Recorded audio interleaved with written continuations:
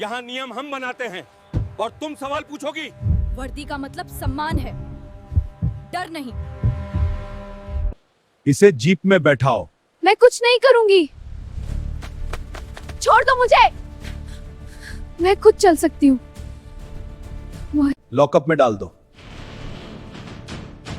कल तक सारी अकड़ निकल जाएगी। अकड़ नहीं, आत्मसम्मान है। दोपहर की धूप बाजार की टीन की छतों पर आग की तरह गिर रही थी। गली में सब्जियों की महक, लोगों की आवाजें और मोलभाव की हलचल मिलकर रोज की जिंदगी का शोर बना रही थी।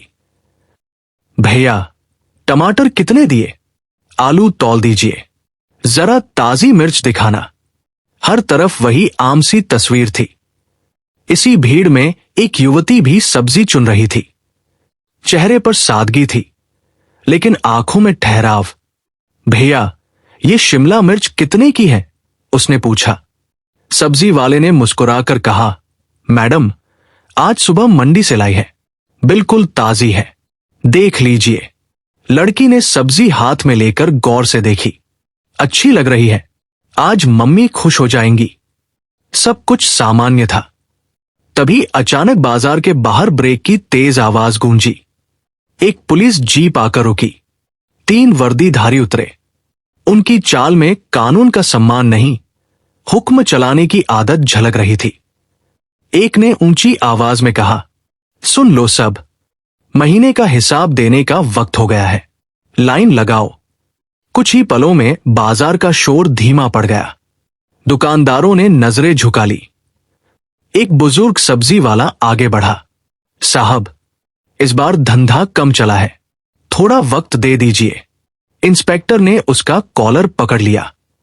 बहुत बोलने लगा है तू, यहां नियम हम बनाते हैं। यह दृश्य देखकर युवती का चेहरा बदल गया। वो आगे बढ़ी। ये क्या हो रहा है? इंस्पेक्टर ने तीखी नजर से देखा। मैडम, आप अपना काम कीजिए, यहां बीच में मत पड़िए। लड़की ने शांत स्वर में कहा, जब कानून के नाम पर वसूली होगी तो सवाल पूछना भी जरूरी है। एक सिपाही हंस पड़ा। नई लगती है शहर में, हर महीने ऐसा ही होता है। लड़की ने आसपास खड़े लोगों की तरफ देखा। और आप सब चुप क्यों हैं? एक युवक बोला, मैडम, रोजी रोटी मुश्किल से चलती है, इनसे टकराना ठीक नहीं। इंस्पेक्टर झुंझलाया, बहुत हो गया, इसे हटाओ यहां से। लड़की की आवाज अब मजबूत थी। हाथ लगाने की कोशिश मत कीजिए, वर्दी का मतलब सम्मान है, डर नहीं। बुजुर्ग सब्जी वाला फिर बोला, मैडम, आप चली जाइए, हमें आदत है। लड़की ने उसकी ओर देखा।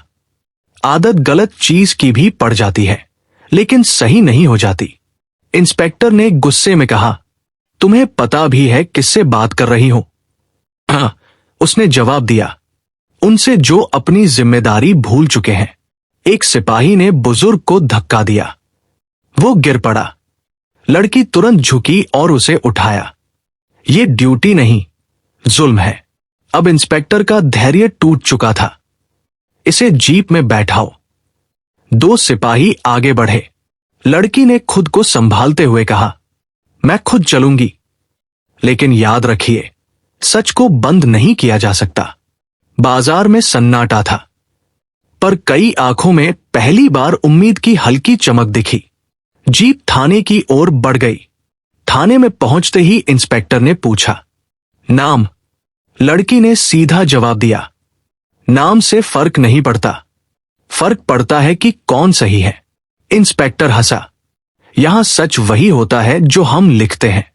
सच लिखा नहीं जाता, सामने आ ही जाता है। उसने कहा, लॉकअप में डाल दो। इंस्पेक्टर ने आदेश दिया। लोहे की सलाखें बंद हो गई। अंदर अंधेरा था, पर उसके चेहरे पर डर नहीं था। बाहर सिपाही बोले, कल तक सारी अकड़ निकल जाएगी। लड़की ने मन ही मन कहा, अकड़ नहीं, आत्मसम्मान है। कुछ देर बाद थाने के दरवाजे पर हलचल हुई। एक प्रतिष्ठित वकील अंदर आए। उनकी आवाज शांत थी, पर शब्द भारी। इंस्पेक्टर साहब, आपने बहुत बड़ी गलती कर दी है। इंस्पेक्टर ने व्यंग्य से कहा, हमने कानून निभाया है। वकील ने दृढ़ता से कहा, कानून निभाया नहीं, तोड़ा है। क्यों? कौन है वो? वकील ने जवाब दिया, वो सेना की अधिकारी है। कमरे में कुछ पल के लिए खामोशी छा गई। इंस्पेक्टर ने संभलते हुए कहा, तो क्या हुआ? कानून सबके लिए बराबर है। वकील ने कहा, बिल्कुल, इसलिए अदालत में बात होगी। लॉकअप खोला गया।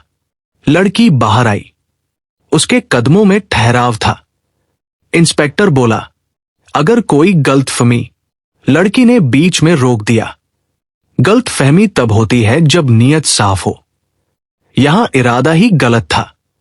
वकील ने कहा, बाजार के लोग गवाही देने को तैयार हैं। इंस्पेक्टर के चेहरे से रंग उतरने लगा। लड़की ने शांत स्वर में कहा, मैं अपने लिए नहीं, उन सब के लिए खड़ी हूं जो हर महीने डरकर पैसा देते हैं। थाने के बाहर मीडिया जमा होने लगा था। कैमरे चमक रहे थे। एक पत्रकार ने पूछा, क्या आपके साथ गलत हुआ? लड़की ने केवल इतना कहा, गलत मेरे साथ नहीं, उन लोगों के साथ होता है जो चुप रहते हैं। वो बाहर निकली। बाजार के लोग थाने के बाहर खड़े थे।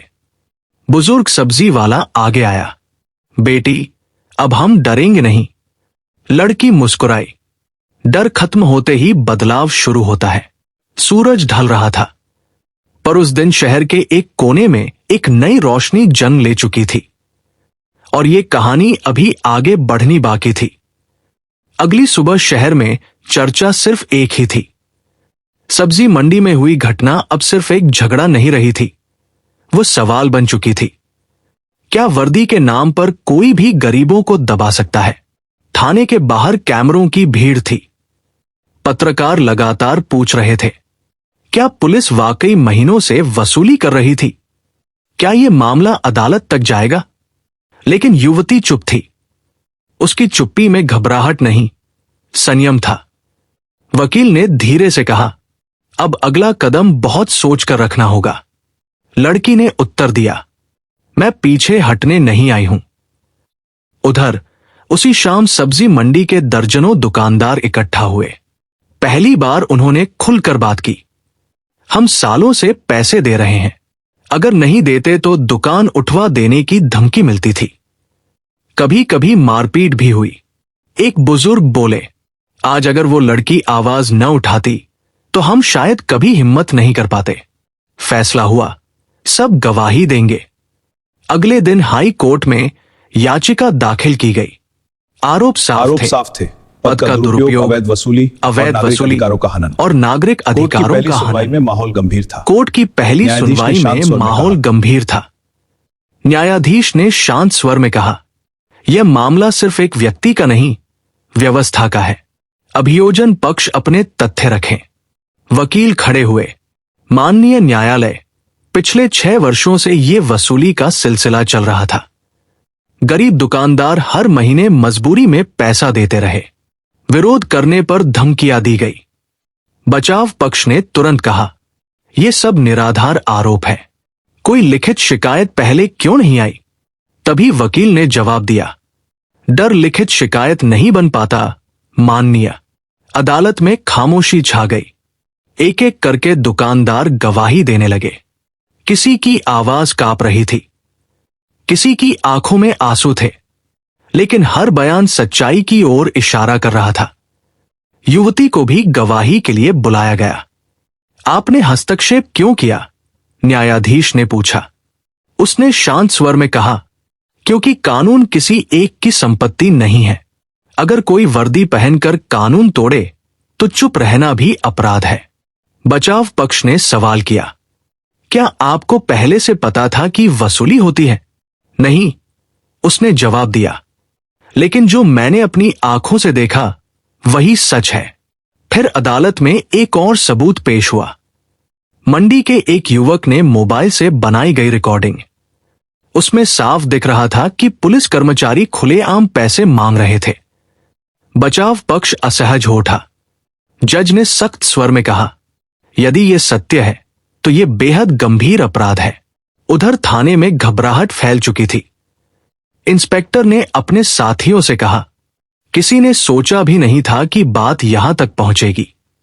एक सिपाही बोला, सर, अब क्या होगा? इंस्पेक्टर चुप रहा। पहली बार उसे एहसास हुआ कि ताकत हमेशा स्थायी नहीं होती। मीडिया ने मामला और उछाल दिया। देश भर में चर्चा होने लगी, लेकिन युवती ने मीडिया से दूरी बनाए रखी। एक पत्रकार ने पूछा, आप इतना बड़ा जोखिम क्यों उठा रही हैं?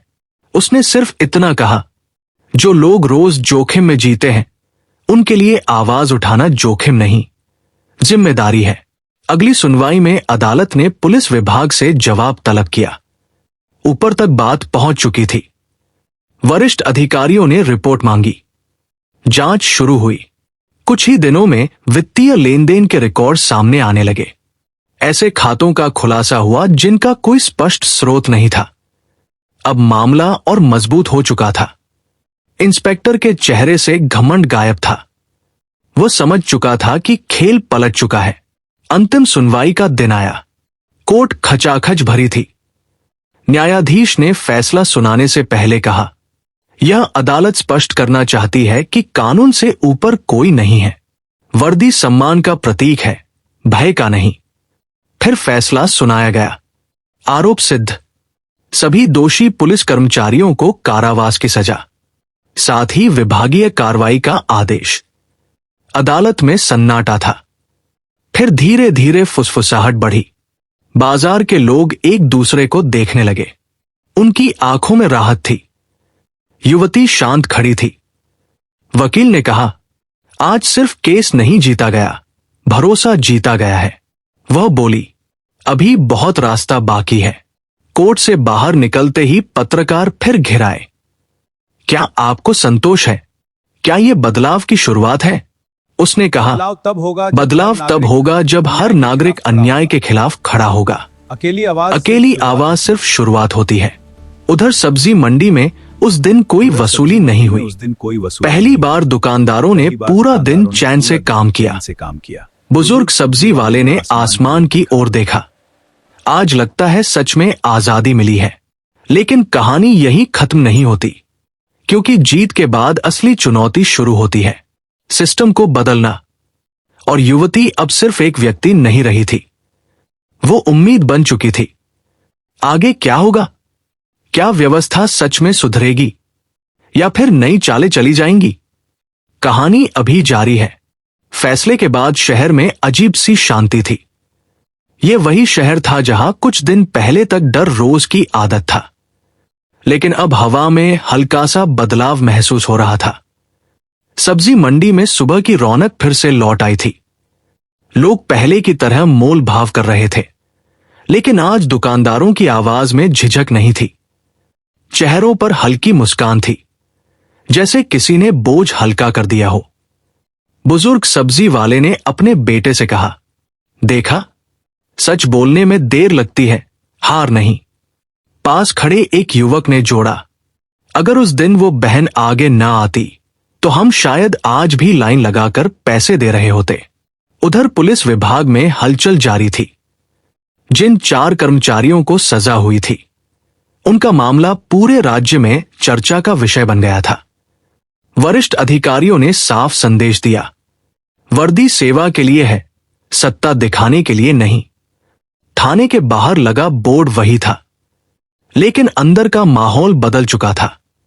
इसी बीच मीडिया ने युवती की पहचान उजागर कर दी। वो भारतीय सेना की अधिकारी थी। शहर में ये खबर बिजली की तरह फैली। लोगों के मन में सम्मान और भी बढ़ गया। एक पत्रकार ने उनसे पूछा, आप चाहती तो अपनी पहचान पहले बता सकती थी, आपने ऐसा क्यों नहीं किया?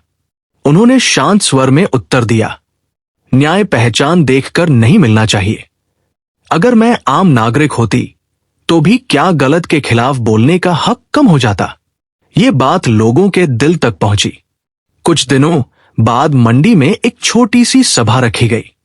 दुकानदारों ने आग्रह किया कि वह आए।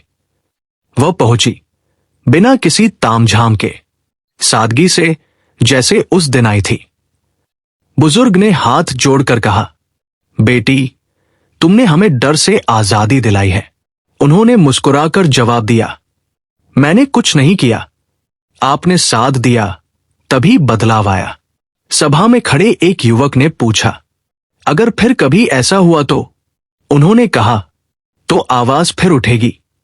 फर्क इतना होगा कि इस बार अकेली नहीं होगी। धीरे धीरे शहर के दूसरे बाजारों से भी खबर आने लगी। कहीं अवैध वसूली बंद हुई, कहीं लोग संगठित होकर शिकायत दर्ज कराने लगे। यह सिर्फ एक केस नहीं रहा था, यह चेतावनी बन गया था। उधर जिन पुलिस कर्मियों को सजा हुई थी, उनके परिवारों पर भी असर पड़ा। लेकिन युवती ने एक बात साफ कही, सजा व्यक्ति को मिली है, संस्था को नहीं। हम पूरी पुलिस व्यवस्था को गलत नहीं कह सकते। बहुत से अधिकारी ईमानदारी से सेवा करते हैं। इस बयान ने माहौल को संतुलित रखा। लोग समझ गए कि लड़ाई किसी वर्दी से नहीं, गलत नीयत से थी। कुछ समय बाद वह अपनी ड्यूटी पर लौटने वाली थी। स्टेशन पर विदाई देने के लिए कई लोग आए।